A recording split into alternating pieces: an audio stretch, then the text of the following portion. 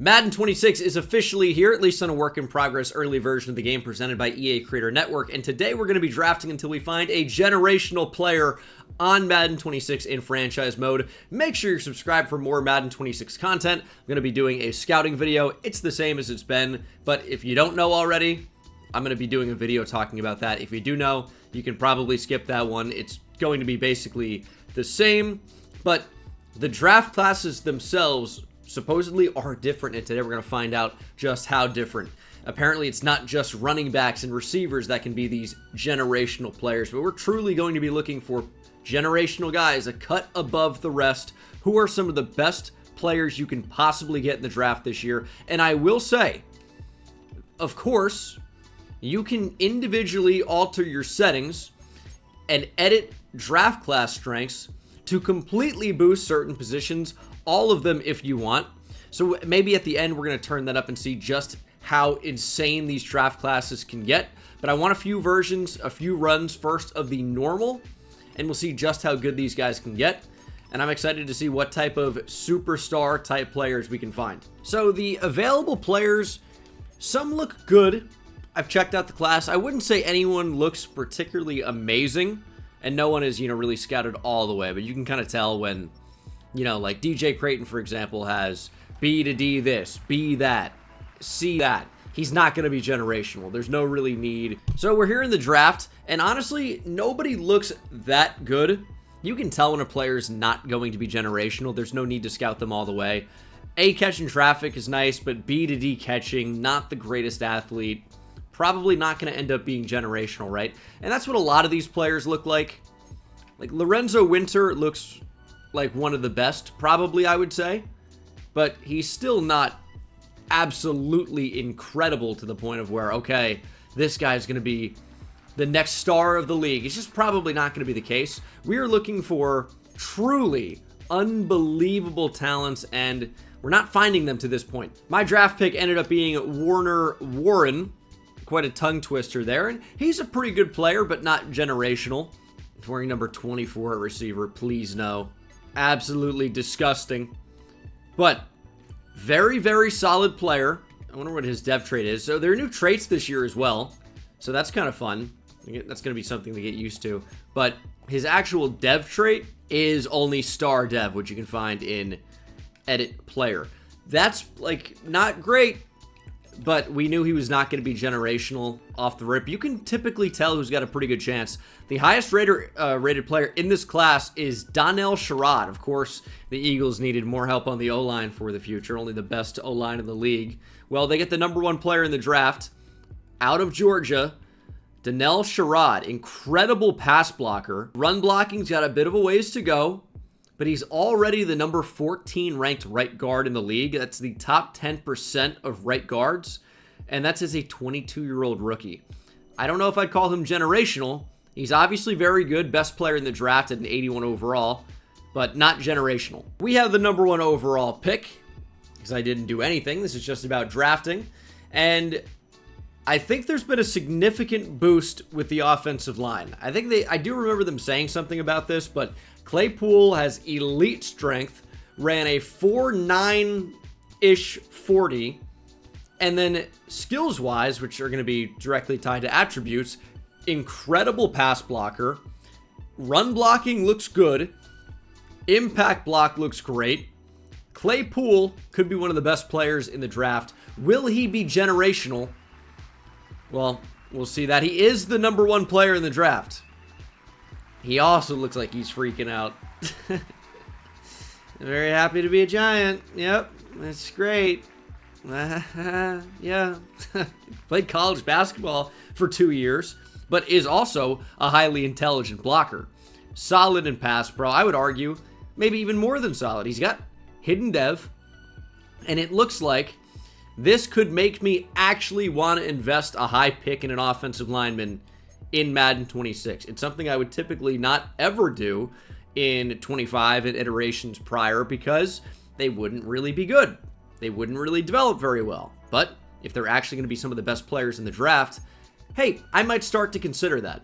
I don't know how many round 2 picks I'm going to take in this video, but Solomon Frank seems at least worth taking. A, awareness, A, ball carrier vision. some other decent attributes. Not saying he's going to be incredible, although the fact that he ran in the 4.4s, high 4.4s as a running back, and that's 15th or 16th, maybe running backs are faster this year than they have been. But you look at running back, he has an A in a lot of the areas where it kind of artificially boosts that overall ball carrier vision. Awareness. Awareness is the biggest overall boosting attribute in the game. That's all it's good for, is altering overalls, really. I don't know if play rec makes much of a difference on defense. I'm going to say it probably doesn't make a huge difference. Maybe I'm wrong on that one, but awareness, I swear, doesn't really do anything, especially if you're actually playing the games. What's the difference between a 0 and a 99 overall awareness quarterback if you're playing the games? Nothing. Absolutely nothing. Regardless of that, Claypool is an 81 overall, 75 for Solomon Franks, who is actually not even a top 32 player in the draft.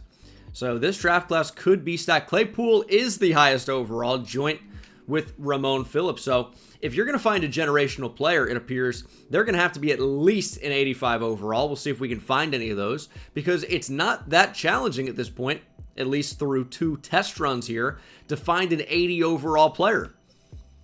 81 for Phillips, 80 for Jay Lynch, 80 for Bobby Flannery, and you may be noticing a trend. Last year, the highest rated player in the class was a guard. This year, 2 of the top 4 are guards, and 3 of the first 4 are offensive linemen. Invest in the O-line this year, as we have 99 speed, a generational ability, at least for wide receiver John Thompson. Miami's walking away with a haul. He can definitely fly. 2028 now, of course, with the number 1 overall pick, the picture of consistency. And looking around, there are some decent options, although nobody especially amazing. I'm really letting the CPU do the scouting. And Tarkeen Boston looks pretty good. I'm not going to say he's generational, but he is generationally accurate, potentially. But to get a generational player, you need the physical abilities. And there's something about these Colorado quarterbacks. They may be accurate. Maybe Tarkeen Boston should go in the 5th. May not take him here, but DeAndre Gregory could be one to watch. A awareness, A tackle, A zone coverage. Kind of the 3 things you'd look for potentially at linebacker. And then the physical tools, elite strength, elite speed, great agility and change of direction. Even though it's the 4.55 doesn't really seem like elite speed at linebacker. It would be very good, no question. But elite, I think elite you'd have to push into the 4.4 range, because elite speed is regardless of any other ability, you are truly at the top in that area among that position. And I feel like with linebackers nowadays, you'd have to be in the 4.4s. He's close, but I would say that's great speed. But they're giving him elite, so it's got to be pretty good. I would always say trust the grade over the number. So 4.55 40 is obviously very good, but not amazing. But elite speed, the actual grade, is amazing. So he might have faster speed than it would appear with a mid 4.5 40. Maybe we just take a shot at Roosevelt Phillips. He's got A break tackle, A juke, A stiff arm. The reason why that's intriguing, it's a combination of skills where he's very good. And in the past, A juke move has basically been a cheat code to know that a running back's going to be really high rated. And he ran a 4.45 at his pro day. The reason I keep focusing on the 40-yard dash is because that's directly tied to speed here in the game. Speed boosts overall. Now, his speed, according to the actual rating scale on that left side, is only good, which is good. Elite acceleration, but he's intriguing enough to take a shot at here, especially as a top 5 ranked running back. He is the number 4 ranked in true value. We took him at 1, but with ankle breaking juke moves and very, very good overall athletic ratings, he is an intriguing option. Okay, Roosevelt Phillips is an 82 overall. You'd think that would be about the best player in the draft, but maybe the scales have changed a little bit compared to years past. Great acceleration, 91 stiff arm, 90 agility, 93 juke move right out of the draft. That is a very interesting player. Very interesting. Now, you can actually add traits here. How does that work? Can I just add whatever trait I want? Is that supposed to be, is this supposed to be a thing? I don't know. Oh, max traits reached. So he has all of those abilities that you could just mix and match. That's how good this guy is? Or once I've picked... No, I can remove it. In the bottom left there. Wow. Okay, not all of them do anything. Like, okay, able to do celebration dives into the end zone is not really a physical ability. But that is really interesting. 88 break tackle as well. That's very cool. Now, is he the best player in the draft? You'd think so. And he is joint. Actually, the linebacker I talked about, DeAndre Gregory, is the highest player, or joint highest rated, at an 82 overall. And he's got 90 speed. Very high awareness. Again, that's an overall booster. And to me, this looks like about as high as you could expect a rookie to look. 82 overall is wild, but you wouldn't call him generational necessarily, but he'd be better than any linebacker prospect you would have seen last year. So I wonder, are we just getting a ton of generational guys? Surely not. I'm expecting to look for 85 plus probably at this point. He's not going to be generational, but Felix Conway looks like a pretty good shout with elite strength, great acceleration, good speed. Skills are pretty good. He's just not an elite pass rusher, so even with A, awareness, play rec, and tackle, I think he's going to be a pretty safe pick, one of those high floor players that will just be a high overall to start. He is the number 7 ranked player in the draft, but yeah, not the number 1 overall player. He'll probably be like 78, 77 maybe. Draft recap. Felix Conway is a 76 overall. Nothing to write home about. And that is the number 1 overall pick. But were there any generational players? There is another really high-rated guard. Trey Sharper, 81 overall left guard. And the guards are juiced. He's the number 12 ranked left guard in the league. 89 run block. Not really much of a pass blocker at this point. But yeah, that's pretty good. What's interesting is Marion Parks has gone from way down the board to a top 10 player in the draft. I guess I can see why.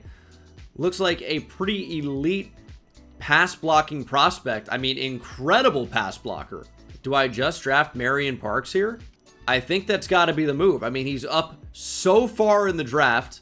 Some haven't even changed the entire year, but yeah, I mean, this is a sign. He looks like an incredible pass protector, and for years you had to be playing at Washington State in the air raid. RIP to the Pirate Mike Leach.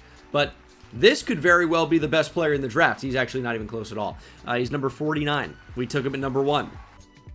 He didn't seem like he was ready to go. But I'll tell you, the pass blocking looked crazy. Well, maybe not at number 1 overall. And a guard at number 1 is also crazy. But that's not the point of this video, okay? Yet Marion Parks is just a 73 overall, which seems to be very low for first-round picks this year, at least at the top end of what you can get.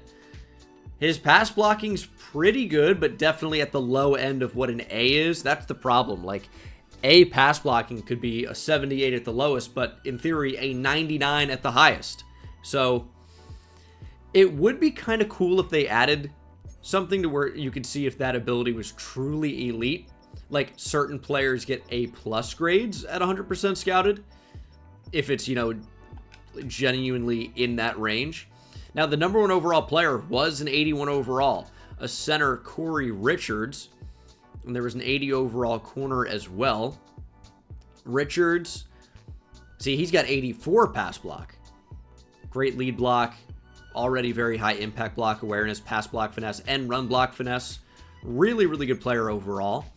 And the corner, I'm not even really going to bother showing because he's just an 80, which in the past would have been best player in the draft, and I guess it almost was here. But now it seems like 82 overall corner is probably the minimum that you'd expect from a truly super elite cornerback prospect.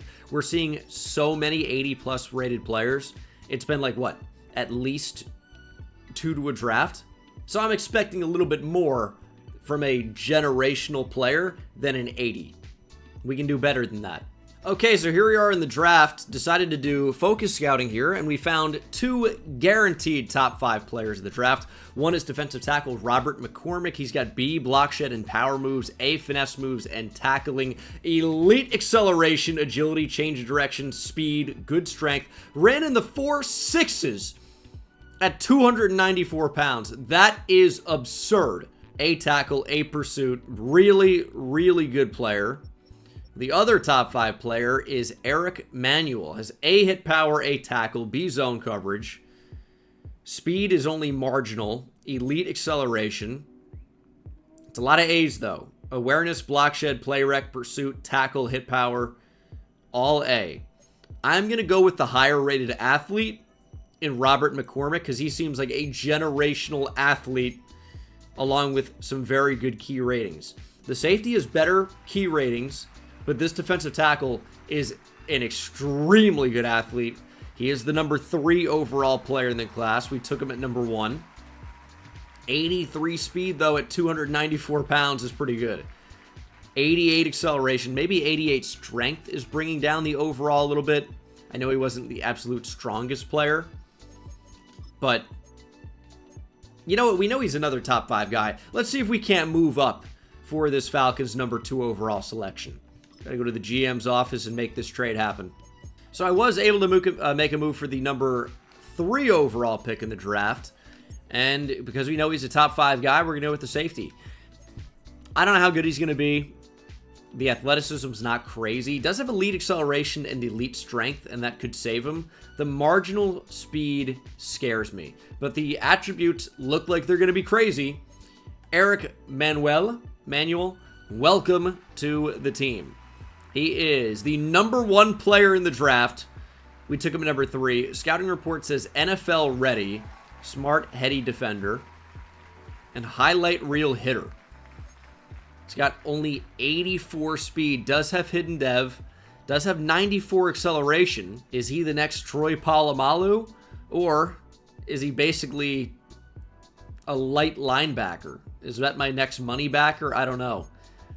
84 speed for safety seems brutal. Draft recap. Whoa, okay. 86 overall for Eric Manuel. Robert McCormick is an 81 overall. Guess we'll make a pit stop here. So he is insane. Just not the best player in the draft. I'm very curious how that player is an 86. That's going to be really interesting to check out. 80 awareness is maybe boosting the overall a little bit. I mean, he's great. He's in the top 22% of defensive tackles. Rank number 61 feels kind of low, but we got to check out Eric Manuel. That's the one I am most interested in. He was the number 1 player in the draft, supposedly. He's got 84 speed. He's got 99 hit power. That may be doing some boosting.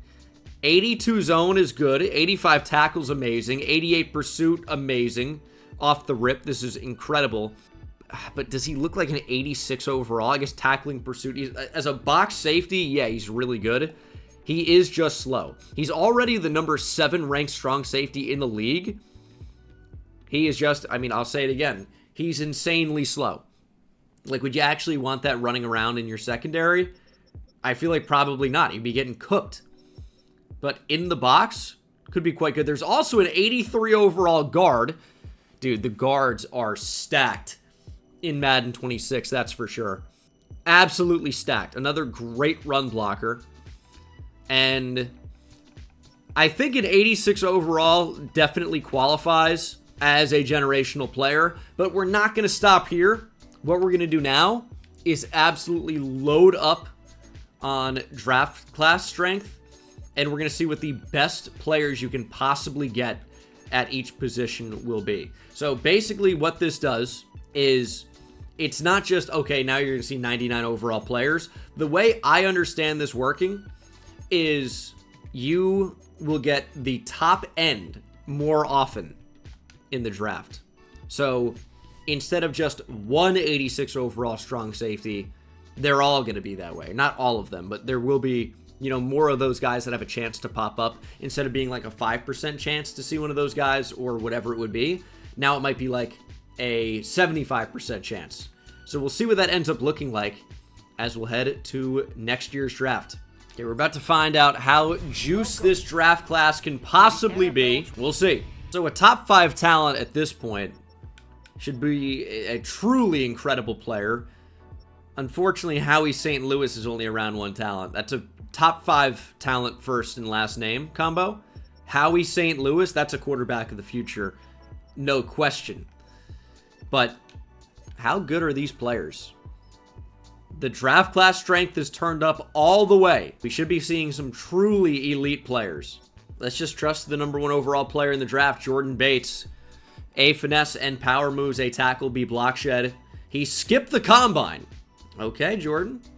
I might like your attitude. Elite speed, though. Elite ability. Jordan Bates could be a masterful pick for us. He's actually ranked number 17 because the draft class strength is turned up to such an unbelievable level. I am very, very intrigued to see what the actual class ends up looking like because it's turned up all the way. This should be the best of the best of the best. We're going to check him out. All right, so Jordan Bates is an 80. He looked pretty incredible, but with the class strength turned all the way up, an 80 is the 17th best player. He looks insane, for sure, but apparently the rest of this class is going to be absolutely wild. I'm curious to see how many generational players you do get with it turned all the way up. I'm going to say probably like at least 4 or 5. And that's maybe what it looks like. But again, the top couple of players are strong safeties. Kind of the opposite of College Football 26. If you've played that game, the strong safety prospects are really bad. And again, not that strong, but Al McCullers, or not that fast, I should say, but has 99 hit power. Coverage is quite good. Is the 99 hit power strong safety archetype going to be the top of the draft consistently? That would be interesting. I don't know if I would love that. Rob Martino's got a little bit more speed, but again, 99 hit power. So this is what the class turned all the way up looks like. And there are obviously different variations of that. We're still going to run a couple of them. There's another guard, some more defensive tackles. So many guards. Ramon Rivera is an 82 overall quarterback, but that seems to be what Madden 26 might be. Insanely high rated guards and 99 hit power strong safeties. Those seem to be the top couple of archetypes, but we'll see what next year looks like. 2033 NFL Draft. Do we have any top 5 talents in here? Still no, but I wonder what a day 3 player looks like with the class turned all the way up. Still probably like a day 3 player, if I had to bet. This receiver, Dwayne Newton, doesn't immediately look amazing, but actually, I mean, could be quite good. We just don't know about route running that well. I mean, at this point, it's probably just safe to bet on a guard. If we want the best player in the draft, probably just draft a guard. Like, Eric Santos has all the makings of a super high run blocking type guard, where he might be the best player in the draft. Boring pick, but he looks like he's going to be the high run blocking variant. He is the number 6 player in the draft and was not even supposed to go near the first round. But the guards are super juiced in Madden 26. Again, you got to keep in mind, we do have the slider turned all the way up. Very strong for every position. And guard was already like that. Like pretty much before we turned anything up, it was still really strong. But now, I mean, guard, surely crazy. 83 overall for Eric Santos. And the class overall, so more strong safeties. If I had to bet, I would bet that these safeties probably have 99 hit power. DeJuan Drake, 99 hit power. But this is a more desirable safety. Way better speed. Coverage is still good, but also still has that 99 hit power, obviously. 84 speed is just not going to do it for me on a generational player. It's just not. Elijah Roper, pretty sure that said, is an 85 overall. Also 99 hit power. Also incredibly slow. I can't really be that interested. I just can't be. I can't throw a low to mid 80s defensive back out on the field and be happy about it. The number 1 overall player in the class was a running back, Clifton Gibson, 86 overall out of South Carolina. What if Marcus Lattimore stayed healthy? He's got 96 speed, 95 acceleration. Juke move is into the 90s. Change of direction and agility both also at 92. Trucking is pretty good. Carrying is very nice. Break tackles at an 88. 86 overall running back. And he's also 234 pounds. That is an unbelievable build at running back. And then, of course, the guard that we took at number 1. A couple of high-rated corners. Here's one of the highest-rated receivers we've seen. A lot of guards. More like mid-80s speed safeties. A lot of guards. If we want the number 1 overall player in the draft, probably not a bad bet to try and draft a strong safety here in 2034. Okay, this one has a 85 overall center. And 85 overall center is definitely the highest we've seen. I mean, just looks really well-rounded, I would say. Maybe not amazing in any one area. Obviously, pass block finesse is quite high. But he's already the number 5 ranked center in the whole NFL. And I saw another strong safety. I got to guess about what he's going to look like. Jared Overton. I'm not going to look. I'm going to say 99 hit power. Let's see how accurate that is. Yep, 99 hit power. So that's the safety archetype that can actually be really, really good. So if you're looking for high-rated players in Madden 26, like actual generational types, it's going to be guards, probably, and centers with high hit power. Now, I don't know how you can determine 99 hit power in advance. This strong safety is just good. He has an insane name, Justice Austin. Interesting. But he does not have 99 hit power. He's just solid, well-rounded. We'll do one more. 2035, we've done nearly 10 years of drafts here. And I would say the best idea is to probably navigate to the strong safety section and see if we can't find a 99 hit power strong safety. Dante Hitchens, he's got that look about him. Awful speed, elite strength, surely A hit power. Dante Hitchens is probably close to the best player in the draft with 83 speed. He is ranked number 1. Guards and strong safeties, 85 speed. Let's go. You're playing linebacker, and you're not even like that fast for a linebacker. Like 85, it's fast, but it's like acceptable, not elite. Dante Hitchens is an 86 overall. 85 speed, 99 hit power. Indeed, that's exactly how it looks. 86 zone and 86 tackling. 88 pursuit. He's got the big arm brace. This is not a safety. Get him in the box. Now, I get safeties can play in the box. I don't know that he's Cam Chancellor, but this is what the class looks like. He was actually the only top-end safety. Here's an 85 overall defensive tackle. So even with the strength turned all the way up, it's still pretty rare to see these really, really amazing players. 87 finesse moves with 84 speed, 91 strength at 6'4", 299.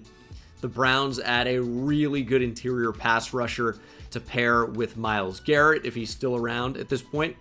Here is a really high-rated corner, the highest one that we've seen, Jerry Edmonds. And Jerry's got 98 speed. That's really boosting that overall a lot. Really high press. Man and zone are good, but not exceptional. But that is a really, really good rookie cornerback, obviously.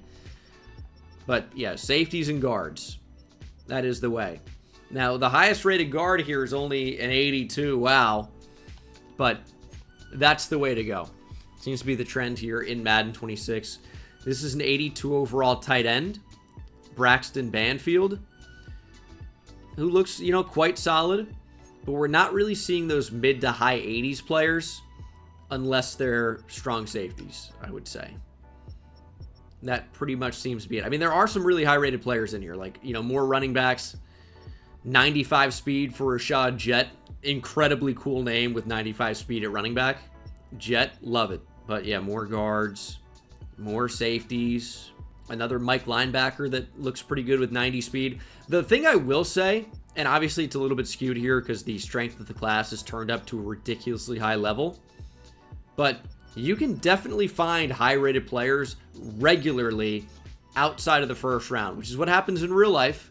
So make sure to really look at every single player when you're drafting, because the best, highest rated player may not be a first round projected pick. They may be somebody that's slated to go in round 3 or 4 or 2 even. So, I mean, check it out. We'll do one more. We'll do one more draft so I can draft another strong safety. It's my dream. I mean, this is just the Browns being the Browns, I guess. I have not signed anybody in free agency. I've not re-signed anybody. I've only drafted guards and safeties over the past few years. Yet the Browns somehow have managed to get a higher pick in the draft than me. How are the Browns that bad that they're picking number 1 overall when I have done nothing? They take A.J. McCarron's brother, Cody. I don't know, defensive tackle at number 1 overall. Do I draft another strong safety? You know what? I've got a really strong feeling about Peter Abbott. Peter Rabbit? I have not thought about Peter Rabbit in years, but this is Peter Abbott. And I bet he's going to have 99 hit power. Number 6 player in the draft. We got him at number 2. I'm gonna throw out a wild guess here. I got a theory. I'm guessing, and I don't know for sure, but if I had to guess, I'm going to say 99 hit power. I got a funny feeling about it, but I actually didn't see what his speed was. It's probably bad. Probably 85 or 85 adjacent. He is an 84 overall with 84 speed. Let's go. What is his hit power, though? Moment of truth. 99. All right, well, man, how did I know? That is crazy. But we'll check out the rest of the draft here to end it. Here's what the top looks like. Pat Pitts, an 87 overall strong safety. Another strong safety in Tyree Felder. I wonder what their hit powers are. I'm going to guess 99. And it's both 99. Now, McCarron is 98 hit power at defensive tackle. That's crazy. But yes, the run support strong safety is definitely the best one you can get at the top overall wise, but they can't run almost at all. Another 85 overall corner. But yeah, D tackles can be the highest overall, I would say, with strong safeties, the occasional corner or running back, and then guards are going to make up your top players in the draft most commonly. Quarterbacks can't really seem to get higher than 82. Maybe I'll simulate a couple drafts and quickly show you guys if I see anything good. So this class actually didn't even have any high-rated strong safeties at all. Just insane running backs. Manny Colbert's an 86. 85 for Dwayne Mims. Jordan Harris is an 84. No high hit power strong safeties at all in this one. We have seen about the joint highest quarterback rating that we've seen at an 82 overall, I believe. I'm pretty sure. Damian Holmes, 99 throw power. Accuracy is just okay. But we're not really seeing those generational pass rushers. Like, there are some good defensive tackles, but I don't think I've seen an edge rusher higher than an 81 overall. I think that's kind of where we've been at the very, very high end here, and it's been turned up.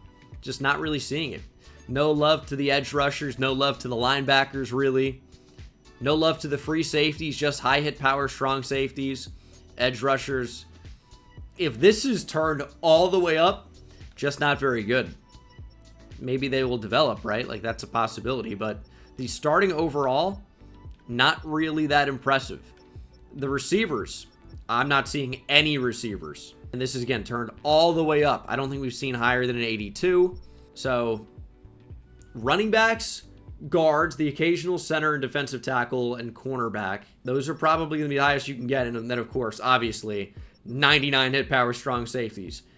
Free safety, no chance to be generational, it would appear. You know, this is a small sample, so maybe things will change. But that'll do it for this video, guys. Let me know what you think down in the comments section below, and I will see you in the next one.